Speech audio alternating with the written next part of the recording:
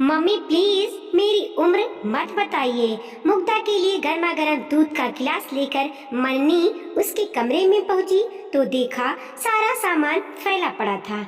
ये क्या है मुग्धा? लग रहा है कमरे से तूफान गुजरा है। मम्मी बेकार का तनाव मत पालो। सूटकेस निकाले हैं, पैकिंग करनी है। मुग्धा गर्मा गर्म दूध का आनंद उठाते हुए बोली, कहाँ जा रही हो? तुमने तो अभी तक कुछ बताया नहीं, मन्नी ने प्रश्न किया। मैं आपको बताने ही वाली थी। आज ही मुझे पत्र मिला है। मेरी कंपनी मुझे 1 वर्ष के लिए आयरलैंड भेज रही है। 1 वर्ष के लिए?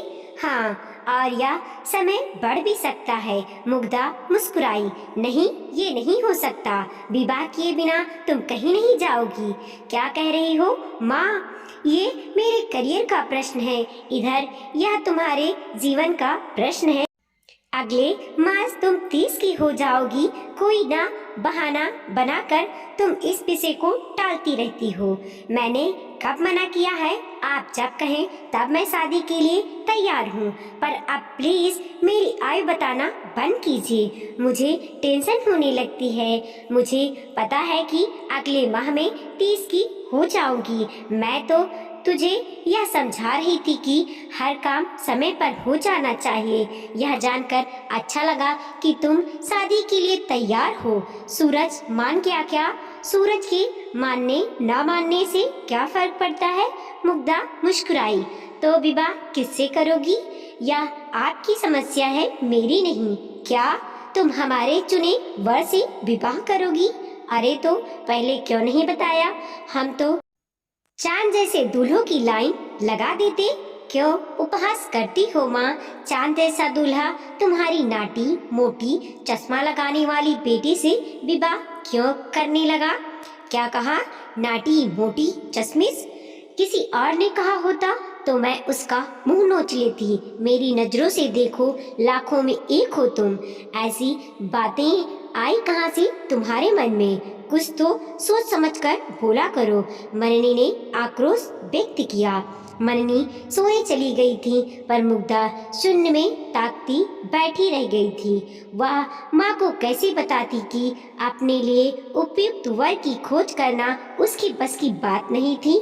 माँ तो केवल सूरज के संबंध में जानती है। सुबोध, विशाल और रंजन के बारे में उन्हें कुछ नहीं पता। चाहकर भी वह माँ को अपने इन मित्रों के संबंध में नहीं बता पाई। यही सब सोचती हुई वह अतीत के भंवरों में घिरने लगी। सुबोध उसका अच्छा मित्र था।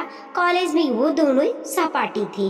अद्भुत व्यक्तित्व था उसका, पर मुग्धा को उसके गुणों ने आकर्षित किया था। सुबोध उसके लिए आसमान से चांद तारे तोड़कर लाने की बात करता तो वह अभिभूत हो जाती।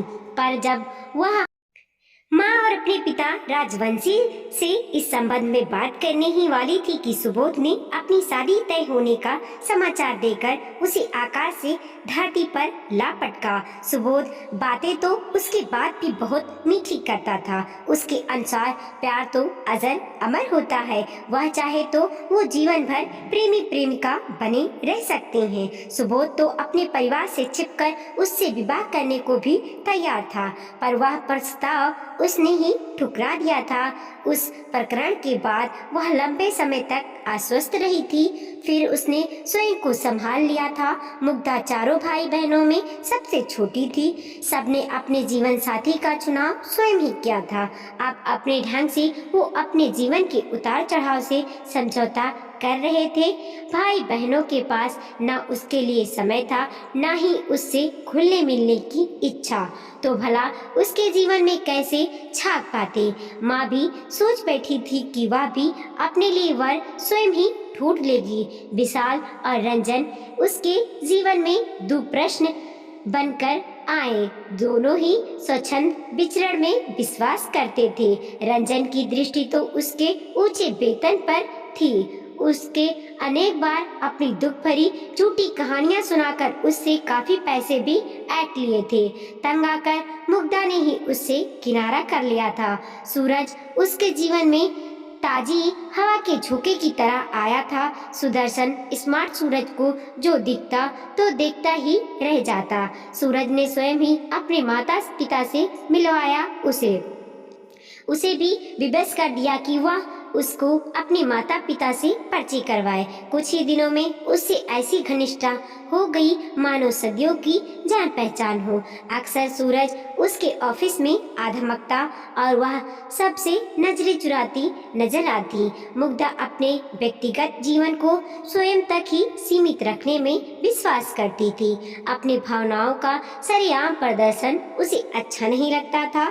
मेरे परिचितों से घनिष्ठता बढ़ाकर तुम सिद्ध क्या करना चाहते हो? कुछ नहीं, तुम्हें अच्छी तरह से जानने समझने के लिए तुम्हारे मित्रों संबंधियों को जानना भी तो आवश्यक है ना प्रिय? सूरज नाटकीय अंदाज में उत्तर देता। 2 वर्ष हो गए हम साथ में घूमते फिरते एक दूसरे को जानते समझते। चलो अब विवाह कर ले। मेरे माता पिता बहुत जोर डाल रहे हैं। एक दिन मुग्धा ने साहस करके कह ही डाला था, क्या विवाह? मैंने तो सोचा नहीं कि तुम आधुनिक युग की खुले विचारों वाली युवती हो। एक दूसरे को अच्छी तरह जाने समझे बिना भला कोई विवाह बंधन में बंधता है? सूरज ने अट्ठास किया था। कहना क्या चाहते हो तुम? मुग्धा बिफर पड़ी थी। यही कि विवाह का निर्णय लेने से पहले हमें कुछ दिन साथ रहकर देखना चाहिए। साथ रहने से ही एक दूसरे की कमजोरियां और खूबियां समझ में आती हैं। तुमने वो कहावत तो सुनी ही होगी, सोने जानिए कासे मनुष्य जानिए बसे। सूरज कुटिलता से मुस्कुराया था। तुम्हारा साहस कैसे हुआ मुझसे ऐसी बात कहने का?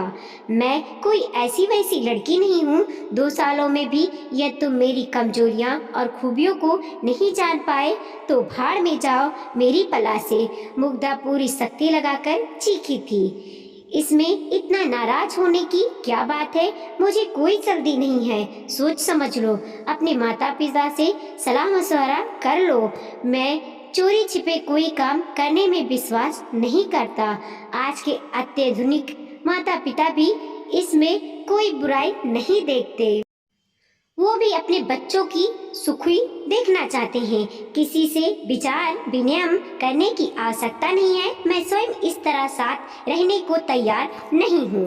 मुग्धा पैर पटकती चली गई थी। उधर काम में उसकी व्यस्तता बढ़ती ही जा रही थी। किसी और से मेलजोल बढ़ाने का ना तो उसके पास समय था और ना ही इच्छा। इसीलिए जब माँ ने उसके विवाह की बात उठाई तो उसने सारा भार माता पिता के कंधों पर डालने में ही अपनी भलाई समझी। मुग्धा करवटें बदलते बदलते कब सो गई पता भी नहीं चला। प्रातः जब वह उठी तो मन से स्वस्थ थी। मुग्धा ने अपनी ओर से तिरोप का पत्ता चला दिया था। उसने सोचा था कि अब कोई उसे विवाह से संबंधित प्रश्न करके परेशान नहीं करेगा, पर शीघ्र ही उसे पता चला कि उसका विचार कितना गलत था। मन्नी और राजवंशी जी भला कब चुप बैठने वाले थे। उन्होंने युद्ध स्तर पर वर खोजो अभियान प्रारंभ कर दिया था। दोनों पति पत्नी में नवीन ऊर्जा का संचार हो गया था। मित्रों, संबंधियों, परिचितों से संपर्क साधा गया। समाचार पत्रों, इंटरनेट का सहारा लिया गया और अनन फनन विवाह प्रस्ताव का आमर लग गया। वर खोजो अभियान का पता चलते ही मुग्धा के बड़े भाई बहन दौड़ आए। क्या आप अपना पैसा और समय दोनों पर बात कर रहे हैं? मुग्धा जैसी लड़की आपके द्वारा चुने गए वर से कभी विवाह नहीं करेगी। मुग्धा के सबसे बड़े भाई मानस ने तर्क दिया था। इस समस्या का समाधान तो तुम मुग्धा से मिलकर ही कर सकते हो। हमने उसकी सहमति से यह कार्य प्रारंभ किया है, राजवंशी जी का उत्तर था। मुग्धा के ऑफिस से आते ही तीनों भाई बहनों ने उसे घेर लिया था। यह क्या मजाक है? तुम अपने लिए एक वर भी स्वयं नहीं ढूंढ सकती? मुग्धा की बहन मानवी ने प्रश्न किया था। मैं बहुत व्यस्त हूँ दीदी, वर खोजो अभियान के लिए समय नहीं है। मम्मी पापा शीघ्र विवाह करने पर जोर दे रहे हैं तो मैंने यह कार्य उन्हीं के कंधों पर डाल दिया। कुछ गलत किया क्या मैंने? बिल्कुल पूरी तरह गलत किया तुमने। बिना किसी को जाने समझे केवल माँ पापा के कहने से तुम विवाह कर लोगी? या एक दिन का नहीं पूरे जीवन का प्रश्न है। यह भी सोचो है तुमने? उसके बड़े भाई मानस बोले थे। मुझे लगा मम्मी पापा हमारे हितैषी हैं, जिस प्रकार वो इस प्रकरण में सारी छानबीन कर रहे हैं तो मैं कभी नहीं कर पाती। क्या छानबीन करेंगे वो? धन दौलत, पढ़ाई लिखाई, शकल सूरत, पारिवारिक पृष्ठभूमि, इससे अधिक क्या देखेंगे वो? इससे भी बड़ी कुछ बातें होती हैं। छोटे भाई जो अब तक चुप थे, गुरु गंभीर वाणी में बोले थे। आप शायद ठीक कह रहे हैं, पर आप तीनों के वैवाहिक जीवन की भी कुछ जानकारी है मुझे। मानस भैया को नियम से हर महीने प्लेटें प्याले खरीदने पड़ते हैं। नीरजा भाभी को उन्हें फेंकने और तोड़ने का ज्यादा शौक है। तन्वी भाभी और अविनाश जीजाजी रहने दो, हम यहाँ अपने वैवाहिक जीवन की कमजोरियां सुनने नहीं, तुम्हें सावधान करने आए हैं। अपने जीवन के साथ यह जुआ क्यों खेल रही हो तुम? मानवी थोड़े ऊंचे सुर में बोली। यह जीवन जुआ ही है तो है। हमारा कोई भी निर्णय गलत या सही हो सकता है, इसीलिए मैंने अपने विवाह की आउटसोर्सिंग करने का निर्णय लिया। मुग्धा ने मानो अंतिम निर्णय सुना दिया था। जैसे तुम्हारी मर्जी, जब विवाह निश्चित हो जाए तो बुलाना मत भूलना। तीनों व्यंग्यपूर्ण स्वर का अपने दुनिया में लौट गए।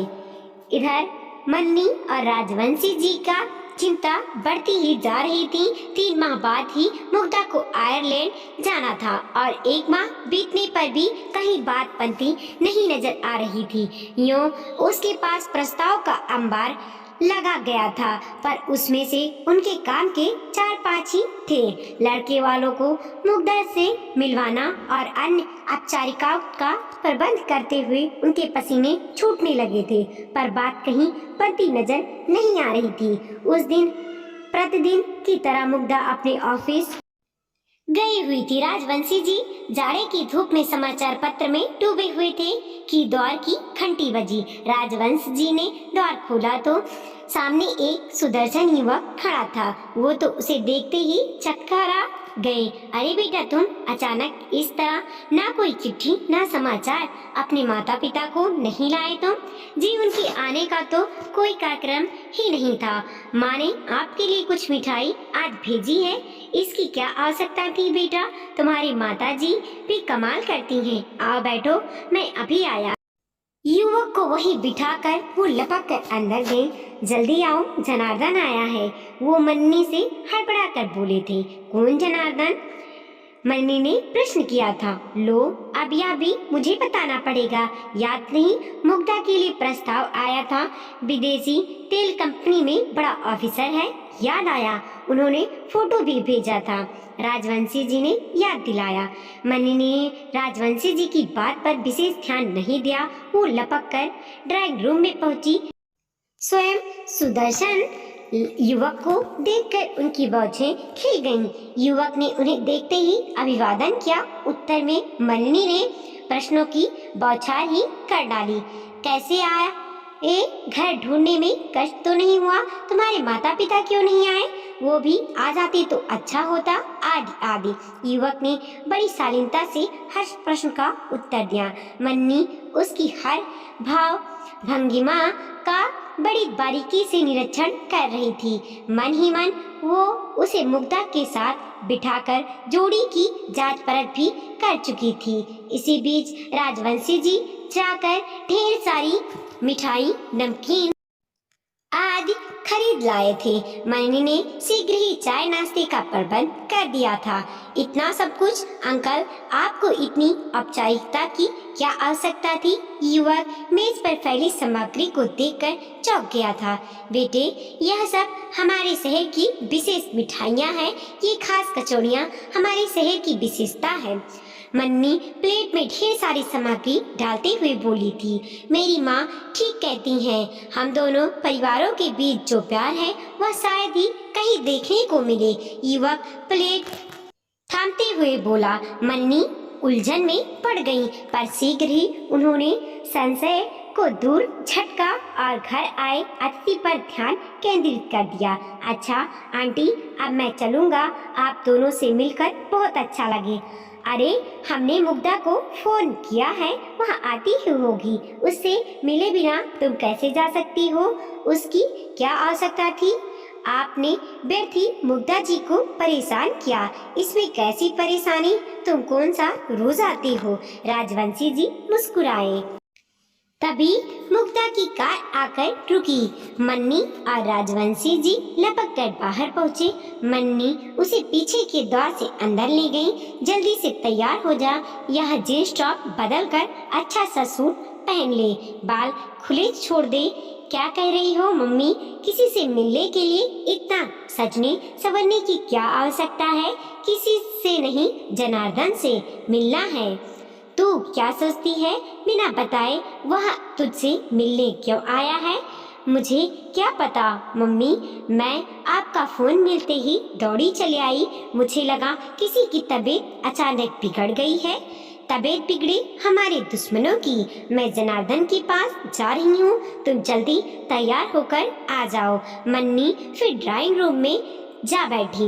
मुग्धा तैयार होकर आई तो दोनों पति पत्नी बाहर चले गए। दोनों एक दूसरे को जान समझ ले तो बात आगे बढ़े। वो इस तरह घबराए हुए थे मानो साक्षात्कार देने जा रहे हों। मुग्धा ड्राइंग रूम में बैठे युवक को आपलक ताकती रह गई। आपका चेहरा बड़ा जाना पहचाना सा लग रहा है। क्या आप पहले कभी मिल चुके हैं? चाय नाश्ते की मेज पर रखी केतली से कप में चाय डालती हुई मुग्धा ने प्रश्न किया। जी हाँ, मैं रूपनगर से आया हूँ। कुणाल बाबू मेरे पिता हैं। चाय का कप थामते हुए वह युवक बोला। कुणाल बाबू यानी दया इंटर कॉलेज के प्रिंसिपल? जी हाँ, मैं उनका बेटा राजीव हूँ। यहाँ अपनी वीसा आज के लिए आया हूँ। माँ ने आप लोगों के लिए कुछ मिठाई अपने हाथों से बनाकर भेजी है। अर्थात तुम जनार्दन नहीं राजीव हो।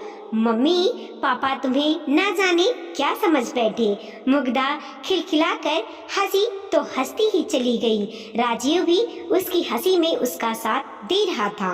मैं सब समझ गया, इसीलिए मेरी इतनी खातिरदारी हुई है। तुम जनार्दन नहीं हो ना सही, खातिरदारी तो राजीव की भी होनी चाहिए। तुमने हमारे यहाँ आने का समय निकाला, क्या कम है? कुछ देर में हंसी थमी तो मुग्धा ने कृतज्ञता व्यक्त की। आप और मानस मेरी दीदी के विवाह में आए थे। हमने खूब मस्ती की थी। उस बात को 7 से 8 वर्ष बीत गए। तुमसे मिलकर अच्छा लगा। आजकल क्या कर रहे हो? तब तो तुम IIT से इंजीनियरिंग कर रहे थे। जी, उसके बाद MBA किया। अब एक मल्टीनेशनल कंपनी में नौकरी मिल गई है। बीच में 3 से 4 वर्ष एक प्राइवेट कंपनी में था। क्या बात है, तुमने तो कुणाल सर का सिर ऊंचा कर दिया। मुग्धा प्रशंसक आत्मा के सुर में बोली। आपसे एक बात कहनी थी मुग्धा जी। कहो ना, क्या बात है? क्या मैं आपके जीवन का जनार्दन नहीं बन सकता? मैंने तो जब से अपनी दीदी के विवाह में आपको देखा है, केवल आपके ही स्वप्न देखता रहा हूँ। मुग्धा राजीव को आपलक निहारती रह गई। पल भर में ही ना जाने कितनी आकृतियाँ बनी और बिगड़ गईं। दोनों ने आँखों में मानव मौन स्वीकृति दे दी थी। मन्नी और राजवंशी जी तो सब कुछ जानकर हैरान रह गए। उन्हें कोई अंतर नहीं पड़ा कि वह जनार्दन नहीं राजीव था। दोनों ने एक दूसरे को पसंद कर लिया था, यही बहुत था। अगले ही दिन कुणाल बाबू पत्नी आ चुके थे। राजवंशी जी और मन्नी सभी आमंत्रित अतिथियों को रस से लेकर सुना रहे थे कि कैसे मुग्धा का भावी वर स्वयं ही उनके दर पर आ खड़ा हुआ था। वीडियो को लाइक कीजिए, कमेंट कीजिए और अपने दोस्तों के साथ जरूर शेयर कीजिए। चैनल पर नए हैं प्लीज सब्सक्राइब कीजिए।